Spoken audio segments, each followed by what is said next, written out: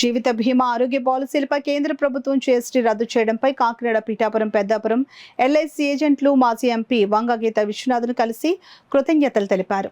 LIC ప్రీమియంలపై GST రద్దు చేయాలని all India LIC ఏజెంట్ల ఆధ్వర్యంలో గత 11 సంవత్సరాలుగా నిరసన కార్యక్రమాలు నిర్వహించామని, ఈ సమస్యపై గతంలో ఎంపీగా ఉన్న వంగ గీతా విశ్వనాథ్కు విన్నవించుకున్నామని అన్నారు.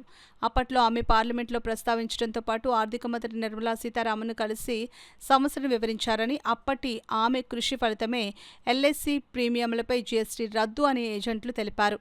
అందుకే ఎల్ఐసి ఏజెంట్లందరం వంగ గీతా విశ్వనాథ్ కృతజ్ఞతలు తెలియజేశామని అన్నారు.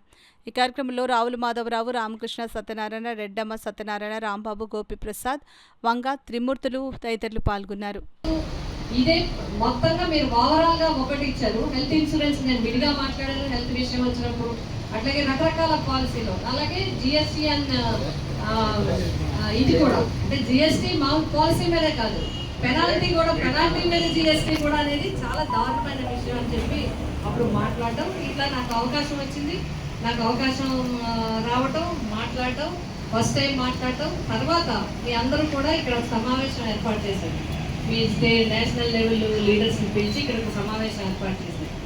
నాకు ఇక్కడ సమావేశం అయిన తర్వాత ఢిల్లీలో నేషనల్ లీడర్స్ వివిధ రాష్ట్రాల నుంచి వచ్చి కలిసినప్పుడు వాళ్ళందరికీ నేను ఒకటే చెప్పాను, మేమందరం కూడా ఎంతైనా కూడా ఇది పొలిటికల్గా కూడా ఉంటుంది. ఖచ్చితంగా మీరు ఎవరైతే బీజేపీ ఎవరైతే గవర్నమెంట్లో ఉన్నారో వాళ్ళందరూ కూడా ఉన్నారు కాబట్టి స్టేట్ వైజ్ మీరందరూ కూడా పోరాటం చేస్తే తప్పకుండా సాధ్యం, విజయం సాధించడానికి అవకాశం ఉంటుందని చెప్పి చెప్పడం జరిగింది.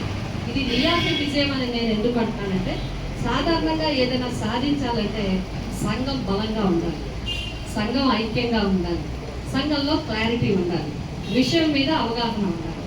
ఏదైతే విషయాన్ని పట్టుకుంటున్నామో దాన్ని పట్టుకుని సాధించే వరకు అందరూ ఒక మాట మీద ఉండాలి. అప్పుడు తప్పకుండా విజయం సాధిస్తామనడానికి నిదర్శనం ఏంటంటే నియాబి ఈ రోజు సాధించిన విజయం. ఇది ముందుగా మన తరఫున మనందరి తరఫున హృదయపూర్వకంగా ప్రధానమంత్రి గారికి, అదేవిధంగా ఆర్థిక మంత్రి నిర్మలా సీతారామన్ గారికి, వారి స్టేట్ మంత్రులందరికీ, వారి చైర్మన్ గారికి, ఎండి మొత్తం అందరికీ కూడా నేను హృదయపూర్వకంగా మీ అందరి తరఫున, మీ కుటుంబాల తరఫున ధన్యవాదాలు తెలియజేస్తాను. నిర్ణయం తీసుకుని ఆ నిర్ణయం ఒకటి ఇక్కడ ఏజెంట్స్కే కాదు, ఏజెంట్స్ ఎట్లాగైనా కష్టపడతారు, బట్ పబ్లిక్కి చాలా రిలీఫ్ వచ్చింది.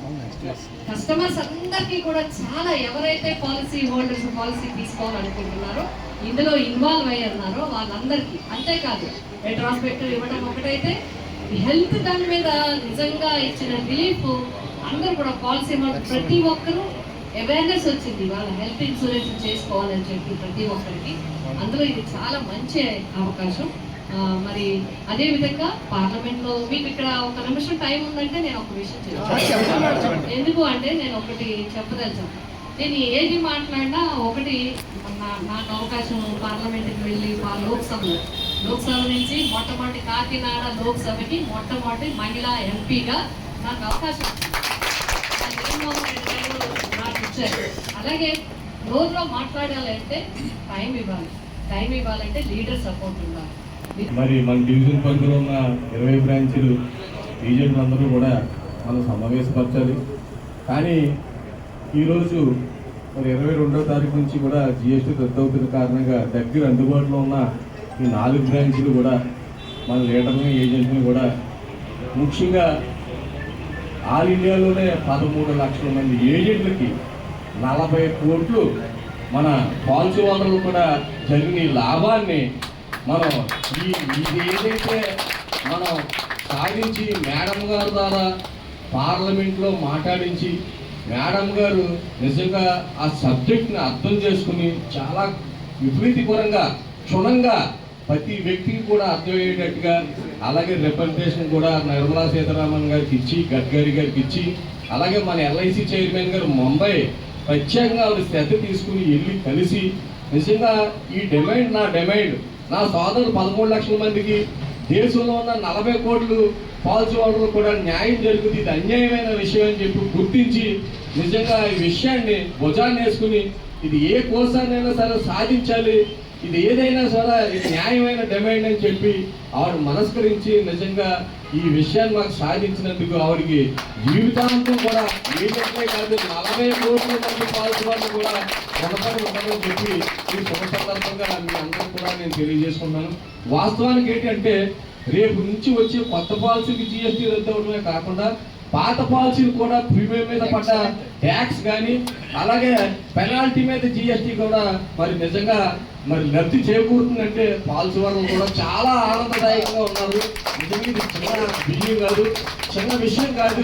ఇది నిజంగా పరిగణలోకి తీసుకుంటే మరి ఆల్ ఇండియాలో ఇంతమంది ఎంపీలు ఉన్నందుకు అందులో ముఖ్యంగా మరి నా సమస్యగా భావించి ఆవిడ మొట్టమొదటిగా గలం ఇప్పి మన సమస్యను అర్థం చేసుకుని ఇది నిజంగా ప్రజలు కూడా పాలసీ వాళ్ళు కూడా ఇబ్బంది పడుతున్నారనే ఉద్దేశంతో నిజంగా ఆవిడ మాట్లాడి సాధన చేసి సొంత ఖర్చులతో బొంబాయి వెళ్ళి ఎండీని కలిసి చైర్మన్ కలిసి గడ్కరీని కలిసి అలాగే మన నిర్మలా సీతారామన్ ఫైనాన్స్ మినిస్టర్ కలిసి రిప్రజెంటేషన్లు ఇచ్చి మళ్ళీ ఫాలో అప్ చేసి దానికి రిప్లైలు తెచ్చి నిజంగా ఒక మనక ఎంత యాజిటేషన్లో మనం బయట ఉన్నామో లోన ఆవిడ తిరిగిగలగా ఎంతలా పనిచేయాలో అంతా కూడా గట్టిగా పనిచేసి నిజంగా ఈ విజయాన్ని సాధించడానికి మొట్టమొదటి వ్యక్తిగా మరి మనందరం భావించి మరి ఈరోజు కార్పొరేషన్ తరఫున ఎంప్లాయీస్ అయినా సరే అలా పాలసీ వాళ్ళు అయినా సరే ఏజెంట్లు అయినా సరే వాళ్ళ ఫ్యామిలీకి మన జిఎస్టీ కోసం మన 2013-14 నుంచి ఇప్పటి వరకు సుమారు 11 సంవత్సరాల పాటు మన అనేక సందర్భాల్లో ధర్నాలు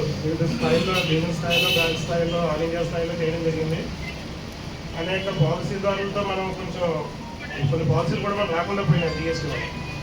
సో ఈ జిఎస్టీ గురించి ఈ 11 సంవత్సరాల్లో మనం అనేక సందర్భాల్లో మన ఆల్ ఇండియా నాయకులు కానీ ఇండియన్ నాయకులు కానీ ప్రయత్నించినప్పటికీ ఎప్పటికీ కూడా మనకి ఈ రోజు వరకు కూడా మనకి రాలేకపోయింది. కాకపోతే ఏంటంటే మన గీతా మేడం గారు మహమ్మద్ గారి సభకు ఆల్ ఇండియాలోనే ఎవరు మాట్లాడుతూ మొట్టమొదటి ఎంపీ పార్లమెంట్లో మొట్టమొదటిసారిగా మేడం గారు మన సమస్యగా పోరాడి మేడం గారు తర్వాత చాలా మంది మాట్లాడినా ఫస్ట్ క్రెడిట్ మాత్రం మేడం గారికి.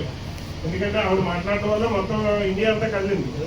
ఆల్ ఇండియా లీడర్లకు లేని ఒక వాళ్ళు ఏ రకంగా ప్రయత్నించాలో కూడా తెలియని పరిస్థితుల్లో మన డివిజన్ నుంచి మాధవరావు గారు మన ఎంపీ మేడం గారిని సంప్రదించి దానికి సంబంధించిన మెమోరాండం అంతా సమర్పించి దాన్ని మన ఆల్ ఇండియా స్థాయిలో మాట్లాడే విధంగా మేడం గారిని ఒక పార్లమెంట్లోనే మాట్లాడటం కాదు, చైర్మన్ గారిని కలవడం జరిగింది, ఎంపీ గారిని కలవడం జరిగింది, నిర్మలా సీతారామన్ గారిని కూడా కలవడం జరిగింది.